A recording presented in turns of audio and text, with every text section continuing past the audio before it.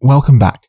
Where we had left off last time, the King Maximian had taken the bulk of his army of Britain south to invade Rome, where they suffered a great defeat. The island had been left exposed to barbarian invasions from the east, and the general Gratian de Burgos had been sent to deal with them. Now, when word reached Britain of Maximian's death in Italy, Gratian de Burgos declared himself the new king. This was short-lived, however. He quickly became extremely tyrannical, and the people rose up against him and overthrew him. This would lead to further problems, though, as when the barbarians heard of his death, they once again invaded, intent on conquering the whole isle. Soon, the Britons were beset on all sides, with the addition of Danes and Norwegians, who also joined the attack. Lacking a force to defend themselves, as an act of sheer desperation, the nobles of the realm sent a messenger to Rome, requesting aid, despite the war that Maximian had recently carried out against the Romans. To their surprise, the Romans agreed to help. A legion was dispatched to Britain, which immediately engaged and did battle with the barbarians. Those who came on ships were driven back into the sea, and the rest were pushed north beyond the wall. The Romans had no desire to go further, and so they instead reinforced the wall, which had previously fallen into disrepair. Once this was complete, the Romans returned to London, where they made an announcement for the British nobility. They declared that Rome no longer had the resources to defend Britain any longer. In future, it would be up to the Britons themselves to defend this isle from the invaders. After that, the Romans departed, leaving the Britons to their fate. Once the Romans had left, though, the barbarians, led by Duke Uranus and Duke Melgar, once again returned. They gathered their forces in Albany and launched an assault upon the Roman wall. The Britons gathered what men they could to defend it, but were eventually forced to retreat, and the barbarians were free to raid and sack cities across the realm. In a position of desperation, the British nobility sent a second request to the Romans, calling for aid, but this time it was rejected, as the Romans had left them to their fate. After this, the Archbishop of London, Geoffrey, crossed the Channel, hoping instead to receive support from the people of Brittany.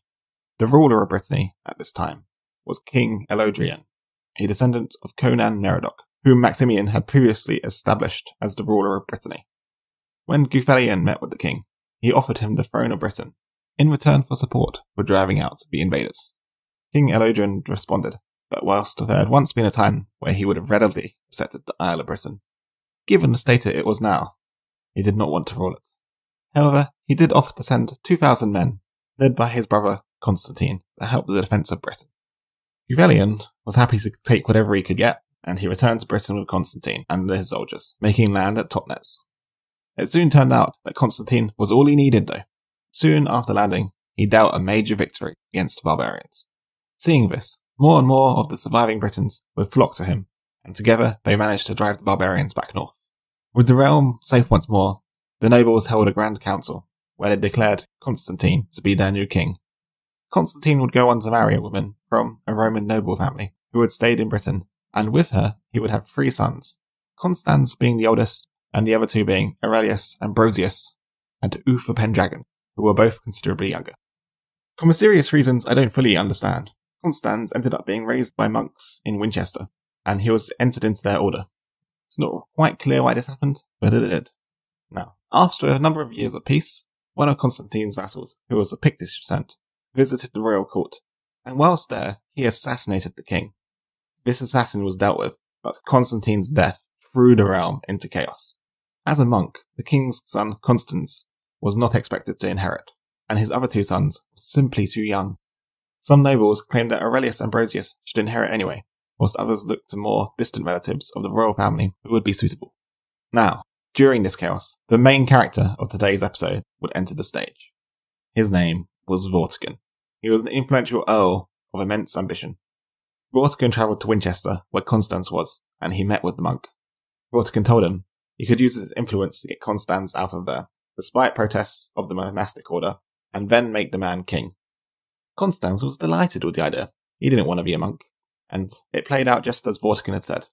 Soon, Constans had escaped the order and was on his way to London with Vortigern. Having broken his vows as a monk, Constans lacked the support of the people and the clergy, and so there was no one to crown him king. Additionally, Geoffrey, the archbishop, had recently died, so there was no bishop in London. However, this didn't bother Vortigern, who conducted the ceremony himself and placed the crown upon the head of Constans. Now king, Constans quickly realised that his training as a monk had taught him very little about how to manage a kingdom, and so he asked Vortigern to help, and to govern it on his behalf. Vortigern gladly accepted the offer, and so for a while the realm was managed by Vortigern, with Constans acting as little more than his puppet. But this did not sate Vortigern's ambition, for he long desired the crown for himself. Therefore he plotted to have Constans killed. Vortigern came to Constans, and he suggested that they should invite a group of Picts to join them at court. The Picts had been raiding along the northern border again, and Vortigern said that if they could befriend some, they might grow to understand each other, and it would lead to peace between the two peoples. Constans accepted, having complete trust in Vortigern, and 100 Picts came to join them in London. When the Picts arrived, Vortigern presented them with gifts, and held a feast in their honour. Over the following months, he continued to give the Picts gifts of greater and greater value, and held more and more feasts with them. In doing so, he gradually gained their favour. One evening, whilst the Picts were drunk, Vortigern came before them looking very sorrowful.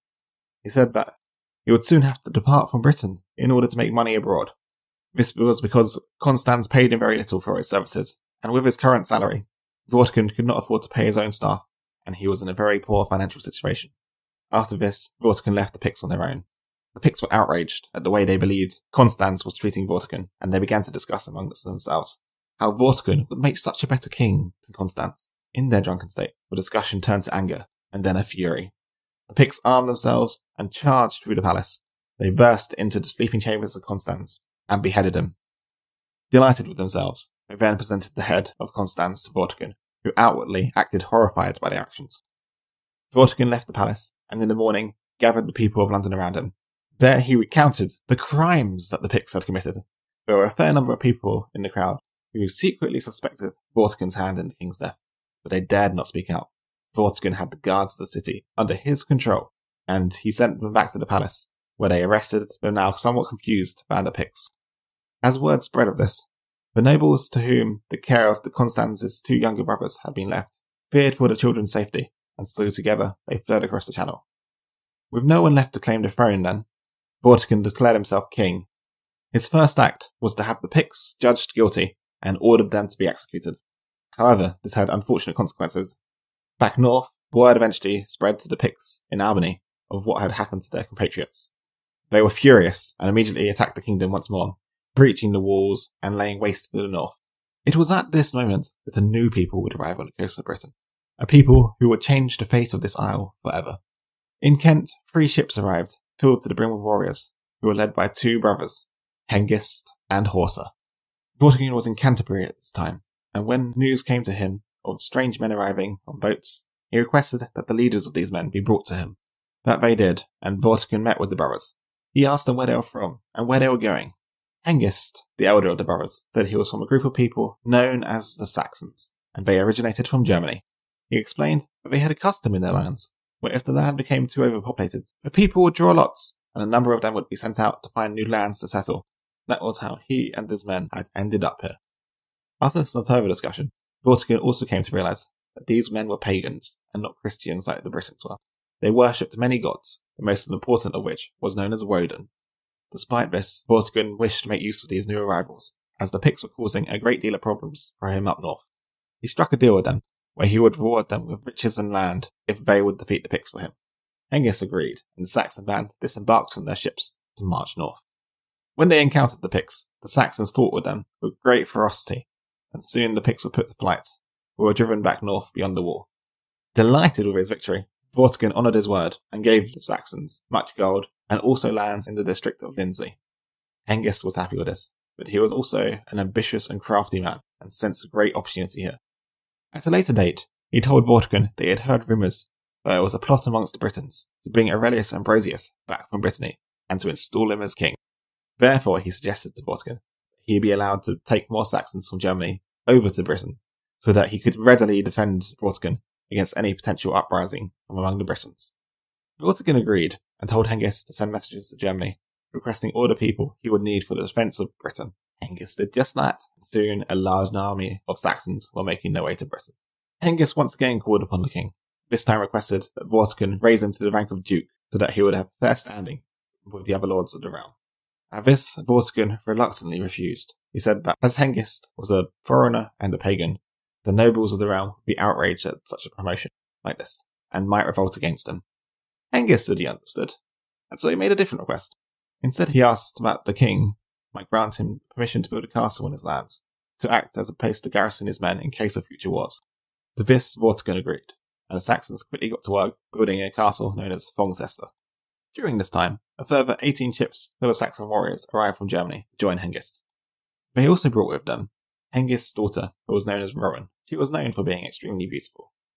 Hengist invited Vortigern to a feast at his new castle, and there he introduced Rowan to the king. Vortigern was immediately entranced by her beauty, and fell in love with her on first sight. Despite their religious differences, as Vortigern was Christian whilst Rowan was pagan, Vortigern requested to Hengist that he be allowed to marry Rowan. Hengist discussed this with his brother and other prominent Saxons, and they put forward an offer to Vortigern. Vortigern would be allowed to marry Rowan, and in return, he would give the Saxons the province of Kent. Vortigern accepted the offer, and he was married to Rowan that very night. However, when word of this spread through the realm, many of the nobles were furious and outraged. Some of the nobles were so outraged that they launched a rebellion against the king. Amongst them was Vortigern, who had been Earl of Kent at the time, and now his land had just been taken from him and handed to the Saxons. In addition, amongst the rebels was none other than Vortigern's own three sons, Vortimer, Vortigern, and Pesentius, who had been astounded by their father's actions. Some of the nobles tried to beg Vortigern to change his course of action and send the Saxons away. However, the king was deeply in love with Rowan, and would hear no ill of the Saxons. Then, with a rebellion raising up, Hengist approached Vortigern once more. He said that now he was Vortigern's father-in-law, he had a vested interest in seeing the king and the realm prosper. Therefore, he suggested that the king allow him to bring over more Saxon warriors. That way, Hengist would defeat the Britons on behalf of the king. Within a few weeks, over 300 ships, filled to the brim with Saxons, landed on the shores of Britain. It was now clear to all the Britons of the realm what was going on, and the ranks of the rebels swelled as many fled to them, fearing the Saxons. Vortimer, the son of Vortigern, took command of the rebellion, and he fought with the Saxons in 4 major pitched battles. The first of which was on the river Derwent, the second on the Epis Ford, where Horsa and Vortigern met in combat and slew each other. Successful in these 2 battles, the Britons drove the Saxons to the seacoast at Kent, where another battle took place. Finally, the Saxons retreated to the Isle of Thanet, where the Britons continued to assault them. In these battles, Vortimer showed great skill and ferocity, and he led his men to victory. Eventually, the Saxons gave up and petitioned for peace.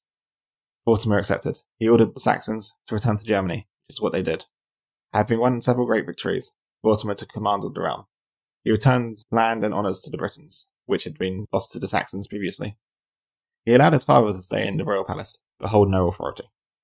Things fell apart quickly, however, as Rowan, the wife of Vortigern, was still there, and she poisoned her stepson's food. Soon, Vortimer fell very ill. When Vortimer realised he only had a few days to live, he gathered his most loyal warriors around him, and gave him all gifts of gold and silver. He requested that they keep up the fight against all the enemies of the realm, and then he also asked for something else. Rather than having a normal burial, Vortimer said that after his death, he wanted them to build a great pyramid in Kent, where the Saxons had departed from. They would place Vortimer's body atop the pyramid, where it would rest. Therefore, should the Saxons return, they would see this pyramid and be reminded of Vortimer's victories against them, and they would know to stay away. A few days later, Vortimer died. It turns out, though, that most of his loyal warriors were not quite as loyal as he had hoped, and they just gave their leader a normal burial in London, rather than the whole pyramid thing. Following Vortimer's death, his father, Vortigern, once again ascended to rule the kingdom. At Rowan's urging, he sent an envoy to Hengist in Germany, stating that Vortimer had died, and that he could now return to the realm. But this time, he should only come with a few men, in case another rebellion broke out amongst the Britons. Hengist received the message. He raised a huge army, and once again set sail for Britain. Word soon arrived in Britain of an army underway, and the nobles of the realm were greatly distressed. They had resolved that they would force Vortigern to fight against the Saxons whether he wanted to or not. Vortigern sent a message to Hengist, demanding to know why he was bringing an army with him. To this, Hengist responded that he had not brought an army with any intent to do violence in the country. Rather, he had been unaware until just now of Vortimer's death, and so he had brought the army in order to defend himself should Vortimer once again make war against him. However, now he was sure of Vortimer's death, he would be happy to follow any request from Vortigern to send some of his men back home. In the meantime, the nobles of the realm were putting much pressure on Vortigern to drive the Saxons out, and so this time, he was much less willing to allow a huge horde to land in Britain. To this, Hengist proposed that some of his Saxons may be allowed to speak with nobles of the realm in a grand meeting so that they could put aside their differences and come to a mutually beneficial agreement. Vortigern readily agreed, and the date was set for a grand conference at the monastery of Ambrius. Whilst preparations for the conference were underway, the Saxons hatched a villainous plan. The rule for the conference was that no weapons were allowed in. However, each Saxon hid a long knife in the sole of their shoes. On the day of the conference, the seating was arranged so that it would be alternating between Saxons and Britons sitting next to each other. At first, the conference proceeded normally, with much discussion between the two sides. But then, when the time was right, Hengist gave the signal and grabbed hold of Vortigern. When the Saxons heard the call, they all drew the knives from their shoes and sliced the throats of the Britons standing next to them. The next few minutes were pure chaos, as Saxons roamed the conference area, hunting down any Britons they could. Over 460 Briton nobles died during this single act of betrayal. It was not completely one-sided though. Some of the Britons managed to retreat quickly enough to avoid initial stabbings, and gathered together to form a resistance. The leader of them was Eldar, the Earl of Gloucester, who grabbed a stake which had been in the ground and slew several Saxons with it. Eventually though, he and his men were forced to retreat. The Saxons took Vortigern prisoner, demanding he grant them numerous cities and lots of land in return for his release. Vortigern agreed and was allowed to leave. The Saxons moved quickly, marching their armies across the realm, taking land and cities for themselves, including London, York, Lincoln, and Winchester. Vortigern was horrified at what had happened, and was at a loss of what to do. He retreated to Wales, where he gathered around him a number of wizards, whom he consulted with, as an act of desperation. The wizards told him that he should build a mighty tower here in Wales, which he could use as a base of operations to fight the Saxons from. Vortigern decided to follow through with the plan, and gathered up many skilled masons from his remaining territories, and put them to work building the tower. The masons started constructing, but by the next morning, the tower they had built had collapsed, and they were back to square one. This process repeated itself every night, with them building the tower in the daytime, and it collapsing back at night. Frustrated, Vortigern consulted with the wizards again as to what the cause was. The wizards concluded that he would need a sacrifice in order to complete the tower. They told him to seek out a youth of the kingdom who had no father, and that they should slay him and sprinkle his blood upon the stones of the tower. After this, it would be possible to build it without collapsing. Apparently trusting these wizards, Vortigern sent out messengers to find a youth who met their description for a sacrifice. When the messengers of Vortigern were out looking for this youth, they came to the city of Carmarthen. There, they came across two boys who were fighting each other. During the fight, one of the boys boasted that he was of royal descent from both sides of his family, whereas the other boy didn't even have a father. This caught the messengers' attention, and they investigated further. The boy of royal blood was called Dalbutius, and the boy without a father was called Merlin. Merlin told them that his mother was a daughter of the local Duke of Dyfed, but no one knew who his father was. Taking Merlin with them, they visited his mother to get to the bottom of this. There they had a long discussion with the mother, and eventually came to the conclusion that many years ago she had been visited by a demonic spirit known as an incubus, which had impregnated her with Merlin. This meant that Merlin was just the person they had been looking for, a boy without a father. The messengers took him back north, and they presented him before the king. Vortigern was about to call for Merlin to be sacrificed, when Merlin asked why he had been brought there. Vortigern explained to him what the wizards had said about sprinkling blood on the stones of the tower, and immediately Merlin declared that the wizards were lying. He suggested that instead they dig at the foundations of the tower to find the cause of the collapsing. Feeling curious, Vortigern ordered the digging to commence. Soon they came across an underwater lake, which was causing the tower to collapse, as the foundations were weak.